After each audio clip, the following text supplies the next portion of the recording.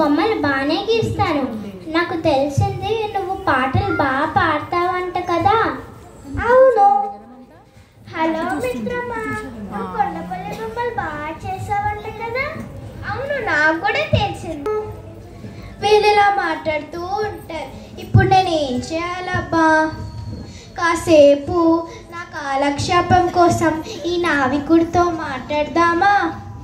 ఓ నావిక, ఏంటి పంతులు గారు, నిన్ను కొన్ని ప్రశ్నలు అడగచ్చా? అడగండి పంతులు గారు. నీకు చదువుకోవడం వచ్చా? పంతులు గారు, చదువుకోవడం రాదా? పోనీ వార్తాపత్రిక చదవడం అయినా వచ్చా?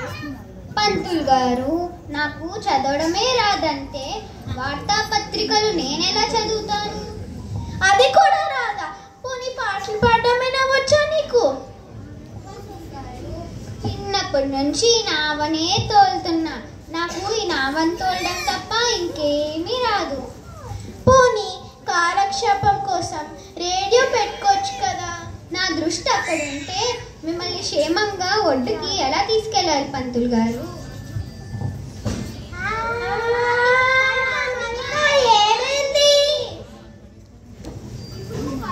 ఉడికిపోతుంది. మీకు ఈదడం వచ్చా? వచ్చు. అయితే మీ ప్రాణాలు కాపాడుకోవడానికి దూకేయండి.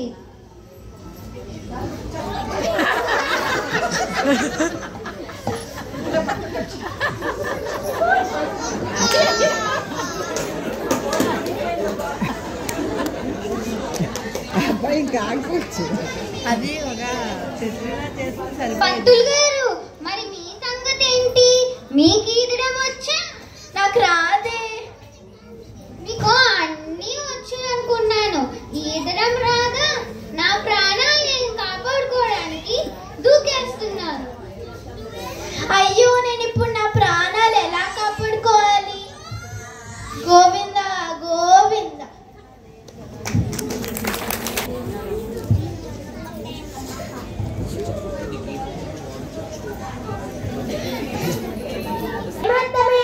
దేవుడు అందరికీ ఒక్కొక్క విద్య ఇస్తారు. ఒకరిని ఎక్కువగా చూడకూడదు, తక్కువగా చూడకూడదు. అందరినీ సమానంగా చూడాలి.